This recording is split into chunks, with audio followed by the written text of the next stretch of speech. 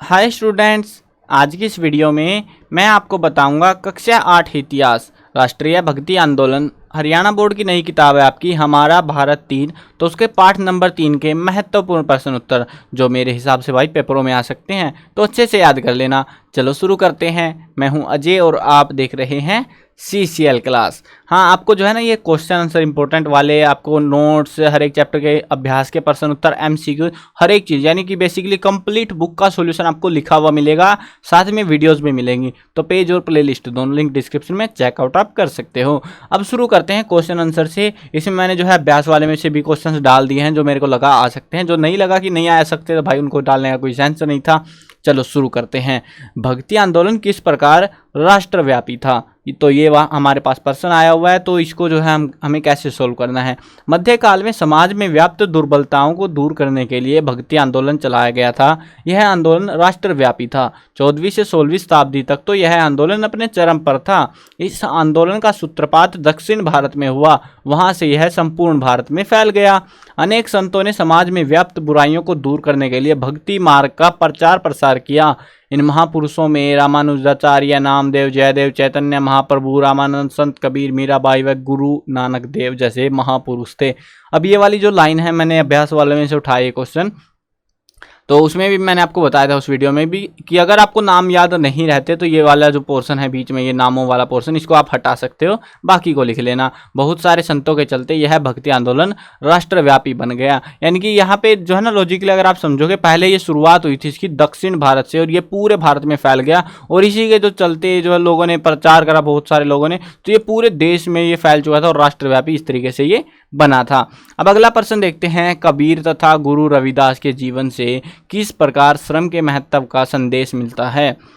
संत कबीर व रविदास ने सादगी पूर्ण भक्ति का प्रचार करते हुए भी अपने अपने व्यवसाय को नहीं छोड़ा तथा श्रम के महत्व का संदेश दिया। यानी कि काम करते रहने का जो काम है उसका कितनी इम्पोर्टेंस है, कितना महत्व है उसका, तो उसको जो है संदेश दिया था, क्योंकि उन्होंने एक मतलब भगत होते हुए भी अपने काम को नहीं छोड़ा था। कबीर ने जो है जीवन भर कपड़ा बुना और रविदास ने जीवन भर अपना पुश्तैनी कार्य किया था। सगुण और निर्गुण संत परंपरा में मुख्य अंतर क्या था? अब निर्गुण भक्ति धारा के संत जो है ईश्वर को निराकार मानते थे और मूर्ति पूजा में के विरोधी थे। यानी कि वो ईश्वर को पत्थर या मूर्तियों में जो है नहीं मानते थे कि यहाँ पे कोई भगवान है एक पार्टिकुलर जगह पे, उनका मानना था कि हर जगह भगवान है। जबकि सगुण भक्ति धारा के संत ईश्वर को साकार मानते थे और मूर्ति पूजा में विश्वास रखते थे। जैसे आजकल आपके आसपास है ना बहुत सारे मंदिर वगैरह, तो उनमें मूर्तियां रखी होंगी, मूर्तियों की पूजा होती है, तो वो कौन से हैं? सगुण वाले, सगुण भक्ति धारा के वो संत है। चलो अगला प्रश्न देखते हैं। भक्ति काल में संत कबीर के जीवन का वर्णन कीजिए। यानी कि हमको क्या बताना है? संत कबीर है उसके जीवन में क्या क्या हुआ, उन्होंने क्या किया, वो हमको बताना, उसका वर्णन हमको करना है। जितना छोटा हो सके कर सकते हैं, मैंने इतना सा कर दिया है क्योंकि मेरे को पता है यार आप आधा याद रखोगे आधा भूल जाओगे ना। तो जो भी है, अगर आपको बड़ा क्वेश्चन आ जाए भाई, क्योंकि भरोसा नहीं है, 3 नंबर तक में दे सकते हैं इस क्वेश्चन को। अगर 3 में आता तो पूरा ही लिखना पड़ेगा आपको, ठीक है, ऑलमोस्ट पूरा लिखना पड़ेगा। अब एक आध लाइन तो छोड़ ही देते हैं, रट्टा कोई नहीं लगाता भाई, एज इट इज नहीं चिपकाता ना। तो 3 नंबर तक में ये आ सकता है और उस हिसाब से आपको इसको प्रिपेयर करना पड़ेगा। भक्ति काल के संतों में सामाजिक बुराइयों पर गहरी चोट करने वाले व सरल व शुद्ध भक्ति के महान प्रचारक संत कबीर थे। कहा जाता है कि इनका जीवन बताना है, इनका जन्म कहाँ हुआ, इन्होंने क्या किया, तो कहा जाता है कि नीरू और नीमा नामक जुलाहा दंपत्ति ने उनका पालन पोषण किया था। कबीरपंथी परंपरा के अनुसार उनका जन्म 1455 में माघ शुक्ल पूर्णिमा को उत्तर प्रदेश की काशी नामक नगरी में माना जाता है। ये माना जाता भाई क्योंकि हमें थोड़ी ना पता इतने साल पहले क्या हुआ था। वह बचपन से ही धार्मिक विचारों के व्यक्ति थे। वह रामानंद के शिष्य थे। उन्होंने उत्तरी भारत में जनसाधारण की भाषा में अपने प्रवचन दिए। उनकी रचनाओं को बीजक नामक ग्रंथ में संकलित किया गया है। उन्होंने एकेश्वरवाद पर बल दिया। एकेश्वरवाद यानी कि एक ही भगवान है और कोई भगवान नहीं होता, मतलब उनका कोई ऐसा पार्टिकुलर भगवान नहीं था, लेकिन भगवान एक ही होता है। उनके अनुसार ईश्वर सर्वव्यापक व निर्गुण है। उन्होंने जाति प्रथा, छुआछूत व धार्मिक आडंबरों के विरुद्ध आवाज उठाई। उनकी भक्ति सरलता व शुद्धता पर बल देती है। कबीर जी भक्ति में सच्चे गुरु के महत्व पर बल देते हैं। उनके अनुसार सच्चा गुरु ही आत्मा का परमात्मा से मिलन का रास्ता दिखा सकता है। वह आडंबरों से कटु आलोचक थे। उन्होंने तिलक लगाना, व्रत रखना तीर्थ यात्रा करना आदि धार्मिक आडंबरों की जमकर निंदा की। उन्होंने मूर्ति पूजा का भी विरोध किया। तो ये है उनके पूरे जीवन में उन्होंने क्या क्या किया और कैसे क्या जिंदगी कटी। अगला जो पर्सन है वो है नयनार कौन थे। नयनार में जो है आपको बस बताना है नयनार कौन थे। ये जो है दक्षिण भारत के संत, शैव संत व अनुयायी जो शिव के पुजारी थे उनको हम नयनार कहते थे। यानी कि दक्षिण भारत के अंदर दो ग्रुप चल रहे थे, एक नयनार का और एक अलवार का। तो कोई सा भी पूछ सकते हैं यार, मेरे को थोड़ी ना पता कौन सा पूछेंगे, बट इनमें से रैंडमली पूछ सकते हैं आपसे। तो दोनों ही लिख दिए मैंने कि चलो यार। अब दोनों में फ़र्क क्या था, ये विष्णु की पूजा करते थे अलवार वाले और ये भगवान शिव की पूजा करते थे। तो अनुयायी जो भगवान शिव के पुजारी थे नयनार कहलाते थे। इनकी संख्या 63 थी। संत अप्पार, संत सबंदर और वह सुंदर मूर्ति इनमें प्रमुख थे। ये शिव की भक्ति का प्रचार घूम घूम कर करते थे। कालांतर में यह संप्रदाय अनेक भागों में विभक्त हो गया। कपालिक, वीर शैव इनके प्रमुख थे। अलवार कौन थे? अलवार भी दक्षिण भारत के ही वैष्णव संत के थे। ये शैव संत के थे ऊपर वाले, ये वैष्णव के थे, भगवान विष्णु की पूजा करते थे। इनकी संख्या 12 थी। मतलब ये कितने सारे थे देखो यार, ये 63 थे और ये 12 थे सिर्फ। तिरुमंगाई, पेरिया अलवार और नामालवार प्रसिद्ध अलवार संत थे। ये विष्णु भक्ति का प्रचार घूम घूम कर करते थे। उन्हीं की तरह था, सेम सिस्टम, बस भगवान अलग अलग थे। कालांतर में उत्तर भारत यह संप्रदाय भिन्न रूप से प्रसिद्ध हुआ। उत्तर भारत में विष्णु के 2 रूपों का विभिन्न संतों ने प्रचार किया। कुछ ने राम भक्ति और कुछ संतों ने कृष्ण भक्ति का प्रचार किया। अब दोनों विष्णु के अवतार माने जाते हैं ना, तो लॉजिकली विष्णु की पूजा उत्तर भारत में इस तरीके से होने लगी थी। अब अगला प्रश्न है, ये बड़ा क्वेश्चन आ सकता है, 5 नंबर वाला क्वेश्चन, बड़े वाला। तो इसमें हमसे क्या पूछा जा सकता है कि भक्ति काल में संतों की प्रमुख शिक्षाएं क्या क्या थी, वर्णन कीजिए। या फिर आपसे भक्ति काल हटा देंगे, आगे से संतों की प्रमुख शिक्षाएं क्या क्या थी, वर्णन कीजिए, ऐसे भी पूछ सकते हैं। तो आसान सा है, मैंने बहुत सारे पॉइंट लिखे हैं, आपको सिर्फ 5 पॉइंट याद करने, जो आपको आसान लगे वो कर लेना। मुक्ति पाने का एक सरल व सुगम मार्ग भक्ति था। भक्ति आंदोलन के विभिन्न संतों ने समाज में आई बुराइयों का विरोध किया। इनकी शिक्षाएं निम्नलिखित थी। सर्वव्यापक ईश्वर, देखो नाम से ही, टाइटल से ही समझ आता है ना कि सर्वव्यापक, सब जगह जो है भगवान है। भक्त संतों का ईश्वर सर्वशक्तिमान और सर्वव्यापक था। वह सृष्टि के कण कण में निवास करता था। संतों के अनुसार मनुष्य को अपना सब कुछ अपने इष्ट को यानी अपने भगवान को अर्पित कर देना चाहिए। दूसरा जो पॉइंट है वो है प्रभु भक्ति। भक्त संतों ने प्रभु की भक्ति पर बल दिया। उनका मानना था कि सच्चे मन से प्रभु भक्ति करने पर ईश्वर प्रसन्न होता है। ईश्वर भक्ति ही मनुष्य को मुक्ति दिला सकती है। अगला पॉइंट है वो है गुरु को महत्व। सभी भक्त संतों ने मुक्ति पाने के लिए गुरु के महत्व पर बल दिया है।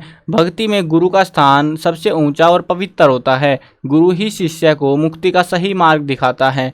कबीर ने गुरु को साक्षात ब्रह्मा के का ही रूप जो है माना है। भगवान है ना, ये हिंदू धर्म के ब्रह्मा जो है उनके जो है रूप उनको माना गया है। भेदभाव का विरोध। मध्यकालीन भक्ति आंदोलन के संत सच्चे समाज सुधारक भी थे। उन्होंने समाज में फैली कुरीतियों की कटु आलोचना की। सभी संतों ने जाति प्रथा का विरोध किया। मुक्ति का अवसर बिना सामाजिक भेदभाव के सभी को प्रदान करने पर उन्होंने बल दिया। यानी कि भगवान की हर कोई पूजा कर सकता है, एक तरीके से मुक्ति पाने का सबको मौका मिलना चाहिए, तो वो उन्होंने ऐसा प्रचार किया। आडंबरों का विरोध। भक्ति काल के कई संतों ने मूर्ति पूजा का विरोध किया। इनमें संत कबीर, नामदेव व गुरु नानक देव प्रमुख थे। वे मूर्ति पूजा को आडंबर मानते थे। इसके अतिरिक्त उन्होंने तंत्र मंत्र, जादू टोना व उपवास रखने व बलि देने पर भी विरोध किया था। सरल जीवन। उन्होंने सच्चे मन से मात्र प्रभु भक्ति पर बल दिया और सादा जीवन व्यतीत करने पर बल दिया। गुरु नानक देव संसार का त्याग करने के विरोधी थे कि संसार को मत त्यागो, ये जो है गृहस्थ जीवन में विश्वास करते थे गुरु नानक देव। 2nd चैप्टर में हम ऑलरेडी ये चीज़ पढ़ के आए हैं ना। श्रम को महत्व। संत कबीर व रविदास ने सादगीपूर्ण भक्ति का प्रचार करते हुए भी अपने अपने व्यवसाय को नहीं छोड़ा और श्रम के महत्व का लोगों को संदेश दिया था। कबीर ने जीवन भर कपड़ा बुना, रविदास ने जीवन भर अपना पुश्तैनी काम किया।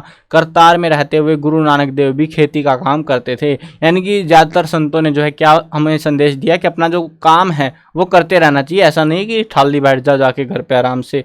समानता। संतों ने समानता पर बल दिया, यानी सभी एक समान हैं। संत हिंदू मुस्लिम एकता के तो समर्थक थे ही, साथ ही वे सामाजिक समानता पर भी बल देते थे। स्त्री पुरुष को भी समानता का दर्जा वहाँ पे दिया गया था सभी धर्मों में। मतलब लॉजिकली देखा जाए तो इन्होंने समाज में बहुत सारे सुधार करने की कोशिश की। अब यहाँ पे जो है 8 पॉइंट है, 8 शिक्षाएं हमको दी गई थी। अब इनमें से आप कोई सी भी 5 याद कर लेना, 8 के 8 नहीं याद करनी है, कोई सी 5 जो आपको आसान लगे वो कर लेना, ठीक है।